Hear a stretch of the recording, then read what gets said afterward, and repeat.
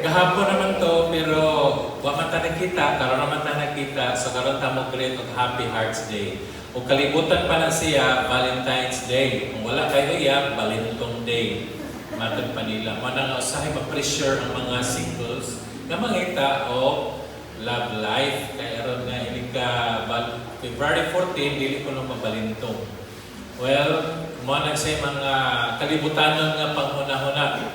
Karon ang City City family sa main church magsaulog ta sa atong Couples Day karon. So katong dili couple, dili ron inyo. Pero ang atong mensahe para nato tanan. Kay unyang hapon or right after service, we will be leaving for a beach mini retreat. So mayon kong wear your beach attire. So muna na inyong mga beach attire karon, diretso na ta. Nya, malangoy din ka dito. Sa di pa tamang langoy, doon natin mga himuon nga strengthening sa atong bonding sa husband and wife. But today, this message is not only for our couples, but as well as for those who wanted to be a couple and those still looking for something and someone to be their partner. Sa mga bata, nga nakaroon, nga dili pa pwede manguyab, paninilitan ni Troy, ni Ruth, isa pa yung nadilihin ng mga bata pa. Kini siya nga mensahe para makasabot mo ngano ang inyong amahan maodyo mong head sa family o inyong mga inahan kinahanglan gyud sila nga mo-operar dinha sa ulos sa pamilya. Once you understand this, you will be an instrument to remind your fathers and your mothers on the truth, the biblical principles that we are about to learn this morning. Our topic talks about love that gives, submission that frees.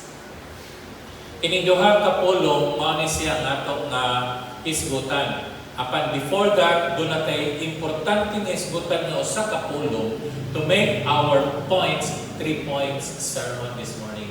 Diretso ta sa pagtanaw nato sa atong nga text, Ephesians chapter 5 verses 21 to 33. Nana akong gibutang sa atong nga slides para magtanaw na lang ta samtang ako magabasa niini. Ephesians chapter 5, the writer here is Paul, and he is writing to the family, to the households of faith. He said in verse 21, submit to one another out of reverence for Christ. 22, wives, submit yourselves to your own husbands as you do to the Lord. For the husband is the head of the wife, as Christ is the head of the church, his body, of which he is the Savior. Now, as the church submits to Christ, so also wives should submit to their husbands in everything.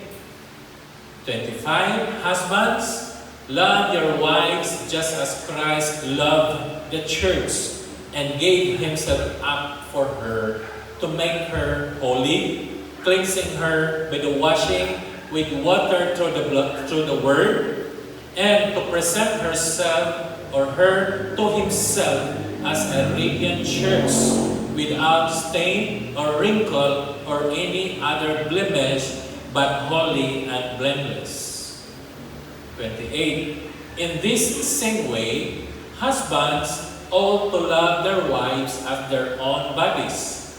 He who loves his wife loves himself. After all, no one ever hated their own body, but they feed and care for their body, just as Christ does the church, for we are members of his body. 31. For this reason, a man will leave his father and mother and be united to his wife, and the two will become one flesh. This is a profound mystery, but I am talking about Christ and the church. However, each one of you also must love his wife as he loves himself, and the wife must respect her husband. Let us pray. Father God, we thank you, Lord, for the presence of your brothers, of our brothers and sisters, of whom you have redeemed us through your blood at the cross. Thank you, Lord, that the church will celebrate the Love Day, the Hearts Day today, the entire day. And we are praying for those who are still coming to join us. Give them, Lord, a safe travel, and they can be here earlier so that all together we can know your truth, we can grow together. In the name of Jesus Christ we pray. Amen. Oh, amen. Today's message is to focus first on the foundation of our message, which is focuses on the responsibility of the husband and the response of the wife. Giunan yun ang responsibility sa husband so that the wife can respond. Without the husband's responsibility, the wife can hardly respond. We will understand this if we know the foundational truth about the relationship between husband and wife. Let us start in verse 21. Paul writes that he said, "Submit to one another out of reverence for Christ." Si Kristo maoy atong sentro sa relationship between husband and wife and the children and in the households of faith as a whole. The submission here, the word na atong tan-awon, the submission, in Greek word, bot pasabot, hypotasso. One word sa Greek, daghang meaning sa English.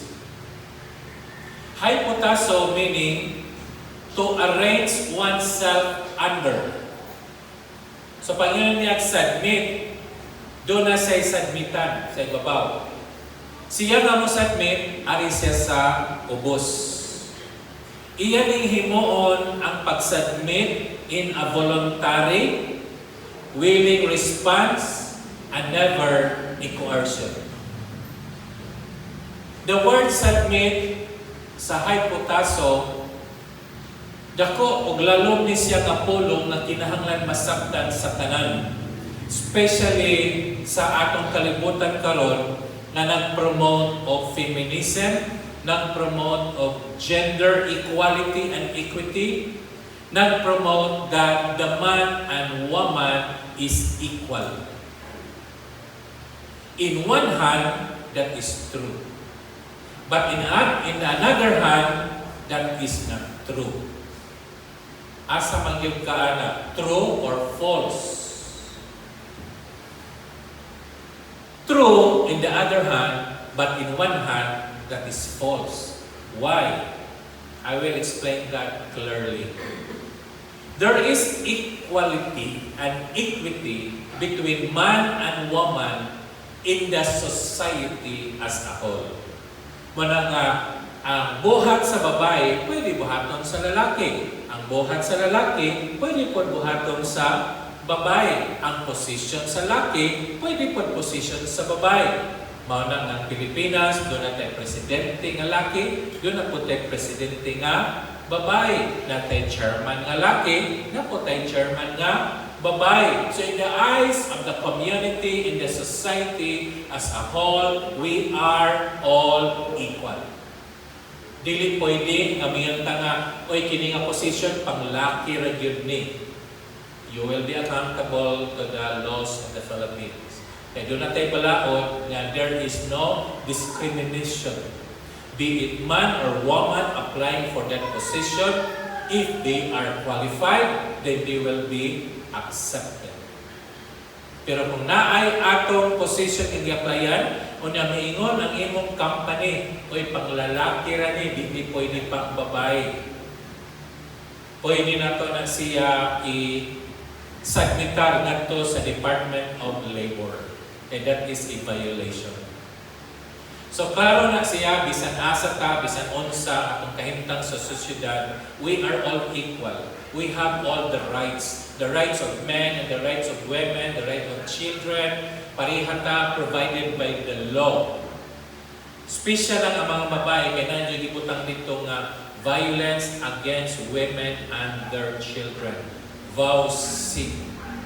Yan na po special para sa mga bata, exploitation of children. Daghang mga balaod nga naghatag og emphasis, naghatag og weight on the rights of women and their children, and the children themselves, and most specifically, the girl child.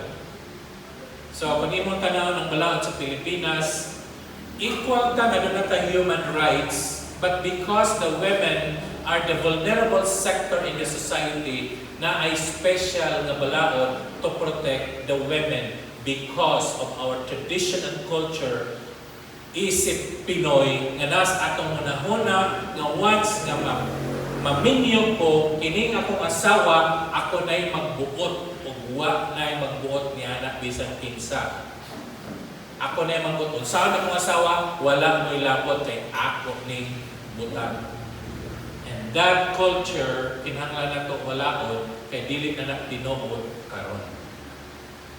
On the other hand, dili tinuod nga equal ang man o woman in a very situations in a family relationships.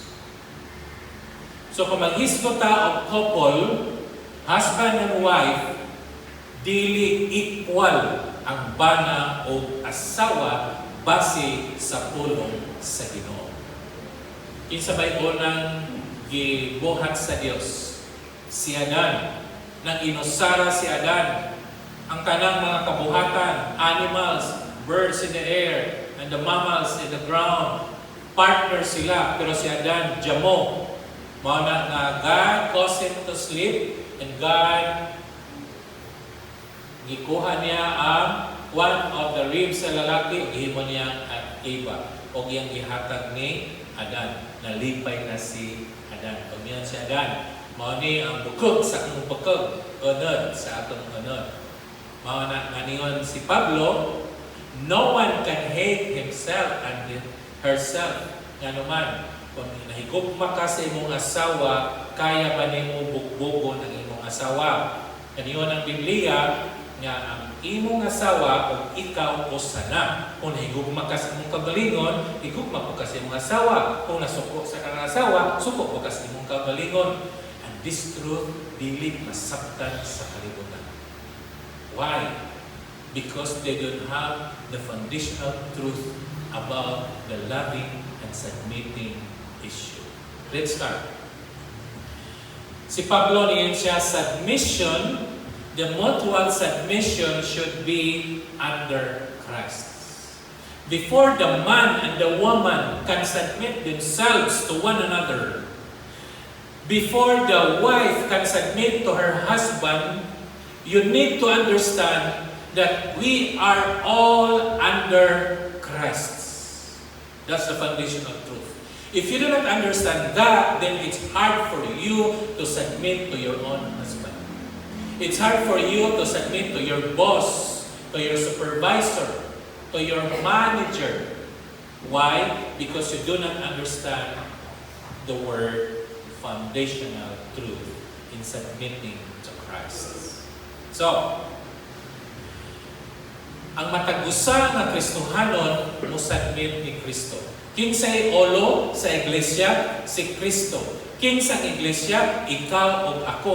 Unsay buhaton sa iglesia? Musubmitar sa olo sa iglesia nga mao si Kristo. Therefore, kung nakasabot ka, nakitang tanan, kinahanglan musubmitar kang Kristo. Whatever Christ wanted you to do, you will do. Why? Because you submitted to Him. Mao nang pinaka-importante. Kung ubang tao maglisod, kung submitar siya ang bana, labi nga ko niyang bana, kulang sa kaalam, bright pa siya pa ang dakong sweldo, iyang bana way sweldo, unya menos ang kaalam, nara sa balay. So mahitabo, ang babae, lisod para kaniya, masadmitar siyang bana. Kaya ini-discuss na bagyod sa problema, siya rin musulba, ang bana, di lang mo tingog. Kung magplano sa pamilya, ang bana, di mo tingog. Maingon ra, mao magkahagod na, day, sige, ikaw. Walang lisod sa asawa, pagsadmitar siya ng bana, tungkol kay ang bana, very passive. Mga bana, kung ingon anak ka, knock your head 3 times. You do not know your rule and responsibility as husband. We will talk to that later, but ngayon i-insert din ako because if you know how to submit to Christ, you can also submit to somebody else above you. Manay basic. So, the truth here is, before rules are practiced, Christ must be revered. Before ka mag-practice of submission, before ka mag-practice of loving, kinahanglan isubmit ka o nahigugma ka sa Diyos. Kaya kung ang atong paghigugma sa Diyos, mubok sa ang atong pagsubmitar sa atong mga bana. Mubok sa ang atong paghigugma sa atong mga asawa. Manang dunay kondisyon. Musagmit ko, pastor, kung ang akong bana mo ni pardon. Niya na bana. May gugma man ko, pastor, pero grabe man kaayo ang kinaiya sa akong asawa. When you love your wife, you set conditions. When you submit to your husbands, you set conditions. Tungod kay wa ka makasabot, naghihigugmata sa Diyos without condition. God loves us unconditionally. And the power nga naanimog na nako, iya ng gahom kang Kristo. Manay si Pablo, I can do all things through Christ who gives me strength. It is the strength of Christ that causes us to love even the unlovable, even our enemies. And it is the strength of Christ that submits the wives to her husband. Kung nagkasinabot ta anak, makapadayon ta sa duha ka punto atong tanaw. Pero kung lisod na nimo, lisod ko na kung sunod na punto. It's a prerequisite. Nasabtan ba nato ng atong gugma sa Diyos? No, balik. Nasabtan ba nato ng gugma sa Diyos nato walay kondisyon? Nabisan magkasasala pa ta, ano ng verse ni Alma? In Romans chapter 5 verse 8, while we were yet sinners, Christ died for us. Magkasasala ta, di tama yan higugmaon. Asa ta painon supposedly? Inferno. That is our default destination. Anyone who sins against God, our default destination is inferno. But through the love of God, He pick us up. Insa, ayaw pa dayo sa inferno. Ari ka na ako, at tutas langit. Ningon ba siya nga, okay, sibutan na nibi, may ang pick upon? Iyon ba siya nga, katong sigig simba, kung ito'y akong piligon. Katong way kaaway, ako itong piligon. Wala. Walay kondisyon ang Ginoo sa iyang gugma. Ipunit ta niya, ipasaylo ta niya, giluwas ta niya nga wa tayo gihimo. Kung nakasabot ta ang gugma, mo sa nebuhaton nato sa mga banal karong taon. Unahon sa nato ang atong asawa. Verse 22. Wives, mga asawa, submit yourselves to your own husbands. Asa mo submit? Your own husband. O dili na ko ba ng pastor? Ayaw, submit. Di mo na yung ba na? Ato sa imong bana. Nya kay ako naman yung puyo-puyo, pastor. Bana naman ani mo di pa. Tawag ana niya sa legal is common law. Common husband, common wife. According to the common law. Sa balaod, dili mo husband and wife, pero nagpuyo mo ingon nga bana o asawa. Legally, wala mo responsibility. Spiritually, you are responsible of your action. Balik ko na ako. Ang nagpuyo-puyo, bato-bato sa langit, sila rin tamaan ang nagpuyo-puyo. Ang nagpuyo-puyo, nga walay kasal, legally, wala mo responsibility. Hindi mamaminyo. But spiritually, you are accountable. You are accountable. So, pastor, asa man ko masubmit? Legally, spiritually. If your understanding is you live as husband and wife, then submit to your common law husband.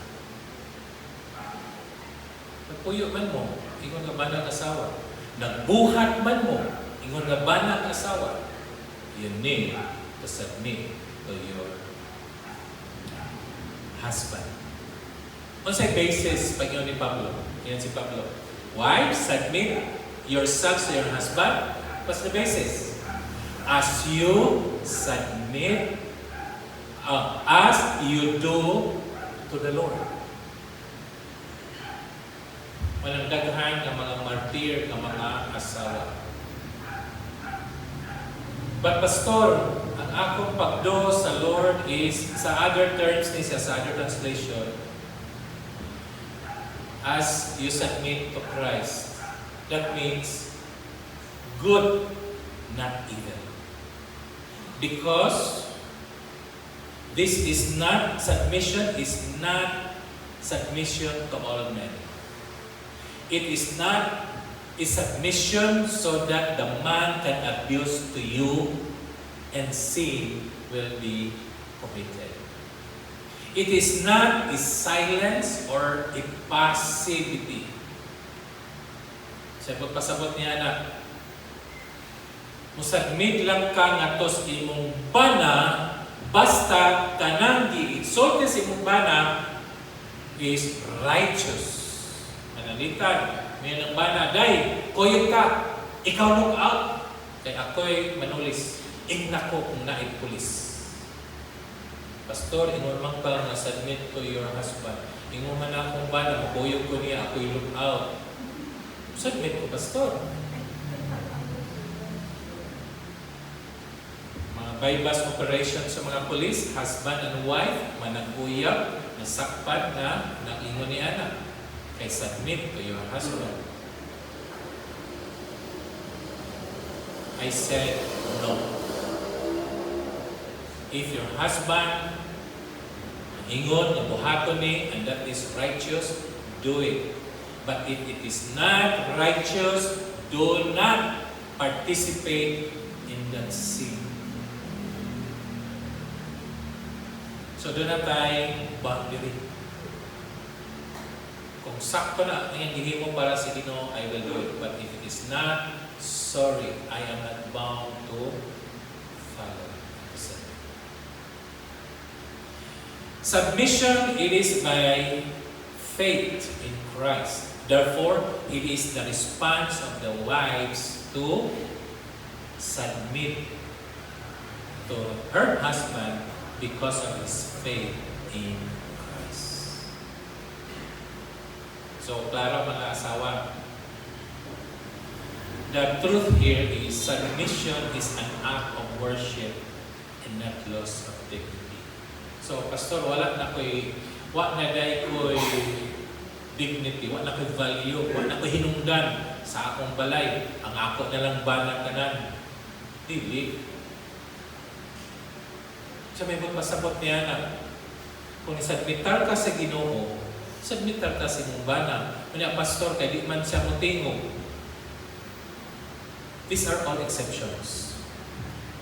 the general guidelines, the general principle is husband should be the head of the family and not the wives. Again, ang head sa family nato is ang husband. Ang problema, ang husband nagtrabaho sa kumpanya, janitor. Ang asawa nagtrabaho sa gobyerno, regional director. Can you see the problem there? Ang asawa, regional director. Kaya ba naman siguro sa may regional director, di lang tama yung department, di ba signa may igo. Ang bana, nagtrabaho, janitor. If mo submit si regional director sa janitor? In the company, no. But in our husband and wife relationship, yes. Na ay duhang ka illustrations, na ay tinuod nga nahitabo, nga mas dako og position ng asawa, anyan pag-abot sa ila, ang iyang bana mo magpuod sa pamilya. Kabalo ko anak nga doktor. Naapoy sa ilustrasyon, kay ngunana nga sitwasyon, luoy ang bana, kaya ang nagdala sa pamilya, iyang asawa. Christian to sila, pastor? Dili. Katong nag-submit, Christian. Katong wa ka-submit, dili. Ano ingon na naman? Because I have said, if you do not have the foundational truth about submitting yourselves to God, you cannot submit yourselves to your husband. You have no strength because you don't have Christ in your heart. But if you have Christ in your heart, it is the power of God that causes you to submit yourselves to your husband as it is mandated by the Lord. Iyon ana ang kahintang. But, pastor, wa na ba ko hinungdan sa mong balay? Isa ingon ni mo ko nga hinungdan. Wa naman ko decision making. No. Ang pagsubmitar nimo, it's not losing your dignity, neither your values. But at the end of your discussion with husband and wife, the husband should be the one to say, this is our decision. Now, mga wives nga wise, you know what to do. Ang mga asawa nga medyo kulang pas kaalam, I will tell you. Kung ang ba na mag-result of decision, kung ang ba na very passive, ikaw nga asawa nga active, ay imong buhaton, ibaligya ang imuhang idea to your husband. Ihatag during your discussions, you know love, nindot kayo love, naman itong buhaton lang no, kanilang no, etc. etc. Bitaw, nindot bitaw na. So love, saan itong buhaton? Kato imong ingon, dili, ikaw mo decide, ano sa itong buhaton? When the husband bought your idea, the husband will say, ingon ani na lang itong buhaton, adto ta dito. And yet, that is your idea.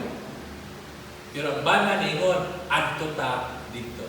Let your husband speak of that decision. Bisan imo na. Diba? So, pastor, i-manipulate na ko akong bana. Somewhat like that, but please do not use the word manipulation.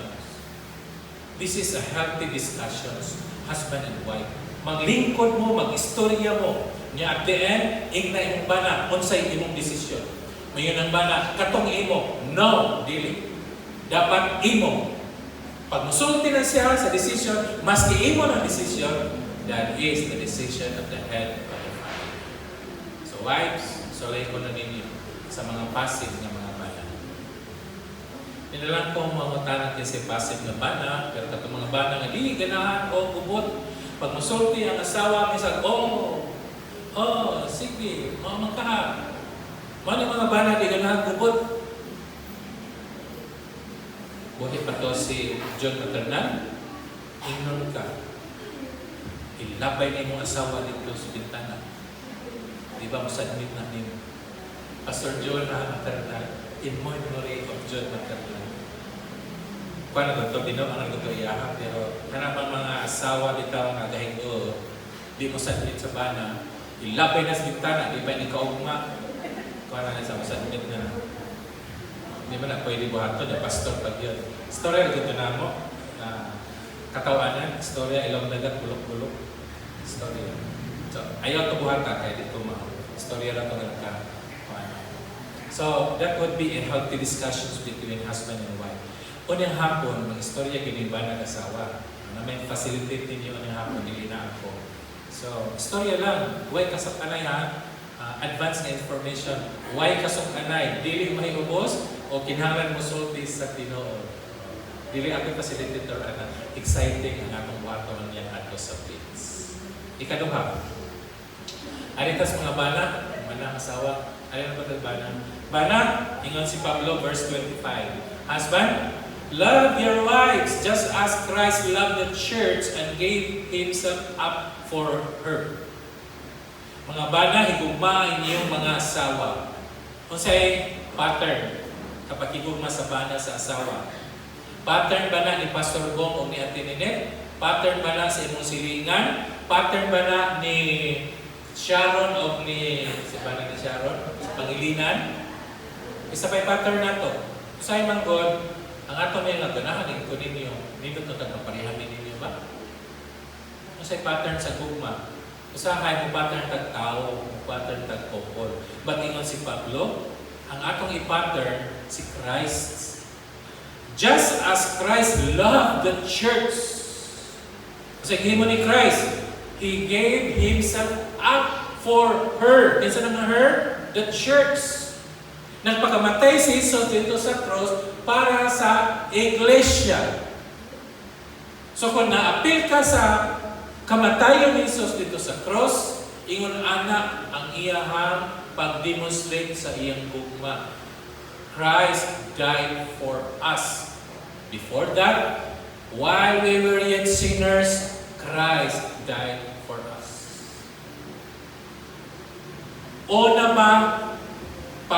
Giuna ba ni Jesus sa pagpasaylo ang sala? Ayhan sa namatay? Or pinaagi siya ang kamatayon na kabatuntas sa pasayluan? Sahay, ningon ang bana, mahigugma lang ko ni Muday, kung imo ko kung higugmaon, imo kong tagaan, kung buwag, ako ramay sige hatag buwag nimo. Labi ng inaron, ang namalit, dili babae. Kung sa may namalit kasi namalit ang buwag. Ang laki, kunya kung di mahatag ang buwag, dito ko nimo lang. February 14, ang mga babae nag-expect of something sa mga lalaki. Ano yung lalaki? Saan mag-expect? Mga babae, naghatag basan mo? Bikin sa Manilinde, naghatag o buwag sa lalaki? Ang isok o isas kamot? Chocolate. Card. Bisa nung sa nalang din, mutanan ko. Mga bana, naba mo'y nagawat karon kita sa iyong asawa, isas kamot. Manjili isa ko. Maski ako, di ko kaisa.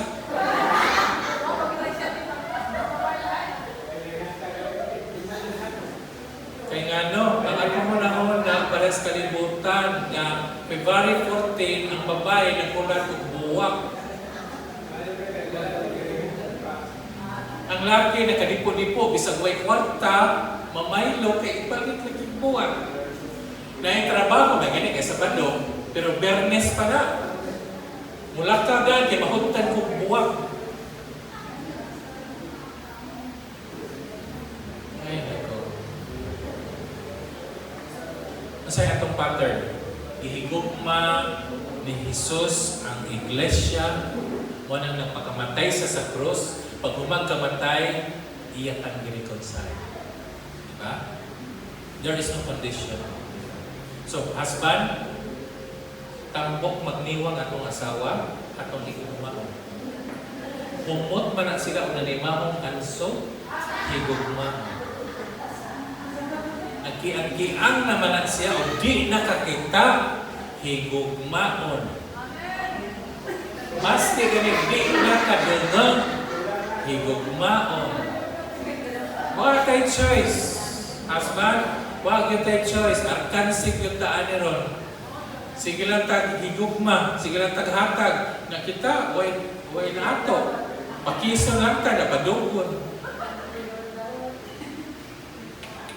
O niya, makakatuan mo niya. Sa atong facilitator.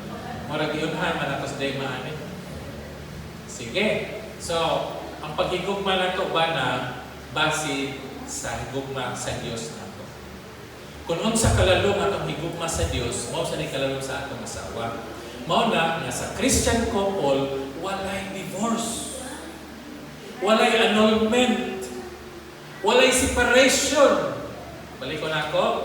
In a Christian community, in a real relationship with God, there is no vocabulary for all the couples on separation, on divorce, on annulment. Wala. Nga naman. Masa man kalala niyo yung igugma si masawa? Mubora? Nga kung nahiwi na iyang naon, di nakaganahan?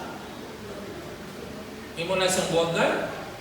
Unya kung masuko kay na kinaiya, mauto kay na iya, imong buwagan, isang daan sa uyab pa mo kay mo ka ana, maldita ni masawa. Ingunanan ni mga asawa ka maldita nimo, pero imong gihapon ipakaslan. That means you embrace that attitude and behavior. Therefore, love your wife. Igog ba ka? Of course, pero katong nagbulag, pastor, unsa man nako akong naon, napuno na gikulata. Mary, Mary say. Hindi mo mangkod siya hindi pangasawa, ibaw mo kakulatahan ka. Katubat ko sa langit, kamura dyan may iguan niya, wak ko'y labot. In Jesus' name, itang tanan na sa Diyos. Manang, wak dyan buwag ba sa Christian? Manang akong wali sa akong mga kasal, may luto. Kung inyong foundation ang Christ, nga atong itubuan, walay buwag. Walay violence against women and their children.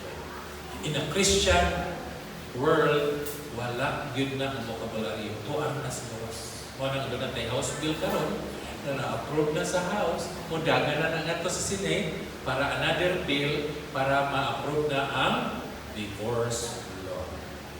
Kinsa man itong mga sponsors, inyo po na. But in Christian community, even if there's a law, that should not happen. The law should not be our excuse. Ibuhat ng balaod para sa mga walay Diyos. Para nako, papalabot. Ngayon balaod, nga naman, dili man ato makontain ang mga tao manigam at balaod. But for Christian, ato na higaman. Wala taana kay naatay balaod sa iglesia. So husbands are never told to rule, but only to die. Christ's love is sacrificial, sanctifying, and sustaining. Headship means bearing the cross, the costs. Mga husbands. So the key truth here is leadership in marriage looks like the cross. Just as Christ died on the cross. We husbands, kita una dapat makatay. Dili ang atong asawa. Mabitaw na karon ang asawa nga wa nay bana. Namatay ng bana. Daghang mga widow nga babae kaysa lalaki. Una jud ta mamatay kay we die for our wife. Manang nairo ko ikaw mapaakan yung asawa di kay ikaw una ni sakay sa lubi yung asawa nagkurog-kurog na puno as lubi kay di man kasakag ikaw oras taas. Di na mao ha. What would be our practical applications? Number 1, for the husbands. Listen, husbands. Love is shown through our service, our presence, and our responsibility. Helping at home reflects Christ, not our weakness. Ang uban, mayroon nga, uy, haya-haya man, ako'y bana, malabad ko. Ako din ang trabaho. O yan, bana, mali manghugas. Bana, mali magbantay sa bata. Di man ako. Now, if you are like that, I'm sorry to tell you, you do not understand your role as husband. Ikaw pa magkasa imong ba, imong asawa, nabuktot na lang sa lumabang, tabang. Kita kayo ng likod, yung hawak dito. Na hindi man yung mahiloton. Ang hilot pa, kayo magpabayan. You may ask a question like this. Husband, ask yourselves, am I making my wife's life lighter or heavier? Ikaw ba'y bana na nagpabukat sa imong asawa o nagpagaan sa iyong trabaho? Asa mamaanin doha? Pastor, pwede both? Kaya usahay kaan, usahay bukat. Pwede tunga-tunga. Husband, at sa mga atong gihimo sa itong asawa, na-burden ba ang atong asawa? Nabungatan ba kay na mas may kaywa ko'y bana, may asawa? May kaywa ko'y bana, wag tsukay problema. Sa ito pa, may imong problema imong bana. So bana, kung ikaw problema sa asawa, you make your wife heavier. Kana dito mga bana nga way magtagal. Number 2, mga asawa. Ang mga asawa, submission expresses trust and respect and not passivity. Ang mga asawa, ang pag-submit ninyo, isalig mo sa inyong bana. Mga asawa, dili mo salig siyang bana, iyang tabian, iyang i-marites. Ang salig siyang bana. O niya, say mo himo sa trabaho siyang bana, gawa mo salig. May mga bana na di mo salig sa asawa, ako rin labaan. Igugurahan sa nilabahan. Ako rin gama akong kape, kay bawo ko. Ibig kay butang ang kape sa mga asawa, ayaw na. Ano man, masang salig. Ako raan. Nga, bato-bato sa langit, daghan na ni anak, kaya asawa, ako rin magbuot sa akong kape. Asawa, pangutanan. How can I support him? How can I support my husband as unto the Lord? Especially kung ang husband mo, di pa iya sa Ginoo. How can you be of help? Para maduol yung ba na sa Ginoo. Now, kung yung ba na Christian, kung saan mo pag-help ng bana para siya mo head sa family devotions. Siya mo head sa Bible reading. Siya mo head sa may tana, ato na si Mahan, tana, mag-Bible study na ta. How can a wife help? Yung kinilabang mga bana, aming mga bana, taas o garbo. So, tiha na ganit mi, sa among responsibilidad, musaka ang among sugay. Wala akong ginagawa asawa, ayaw ko i-provoke, kaya akong sugay taas-taas na, sumagkan sa katarong. Manang wives, tarong nga po niyang approach sa inyong bana. Dati, mag-Bible study ka karon. Ayun nga, uy, Bible study ka karon, wala ka karon, etc. Sakto man ka, pero samba ka lang. Ilong pa. So, the approach of the wives should be in tune. And for the couples, husband and wife, and even those who wanted to become couples, remember this. Marriage is partnership, not scorekeeping. Sabi pa sabot? Partnership. So, ang partner 1 may responsibility. Ang partner 2 na apoy responsibility. So, mutual understanding. Dili ni siya, pauna na ikin sa ito ng trabaho. Pala ko din grabe kayo trabaho. Pala ko po din ang trabaho. Magkontesta kasi kinakapuyan. Ikaw, ako. Sa akin, manilalisan sa mga husband and wife. Maglalis, nagkakakong trabaho, bugat. Ako, opisina, nagkakang kustos balungos. Yan po ng bana. Ang ako po din, kapit kayo, magdaro. So, dili ni score ni sila. Conclusion. When both submit to Christ, marriages flourishes. Correct? Kung kitang tanan, husband and wife, musabmitar sa Ginoo, ang atong relasyon sa banang asawa mo lambok tugod na sa gahom sa Dios.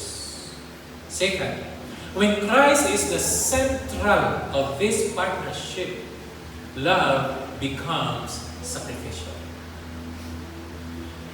Lisod mo lang ay gugmaon pero sakripisyo para madami mo yung asawa. Asawa, when Christ is centered in your life, submission becomes joyful. It's not a burden. Di kami nga kapuyan ko din, ikapuyin ako sa akong relasyon. No.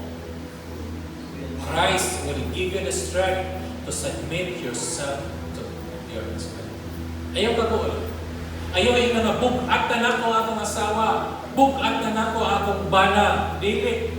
Kaya ang kusog nga yung gamiton sa pakigugma sa iyong asawa, ang kusog nga yung gamiton sa pagsubmitar sa iyong bana, nagagikan ka na sa kusog sa Diyos. Kinsa may mas kusgan, ang Diyos o ikaw? Iyang tanan sa Diyos. Usa ang atong himuon, atong i-declare ni siyang Christ-centered vision.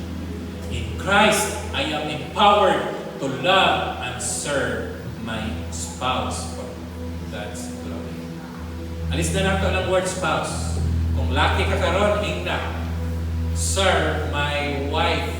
Kung babae ka, serve my husband. All together, ready, go. In Christ, I am empowered to love and serve my wife for God's glory. Amen? Let's give a clap offering sa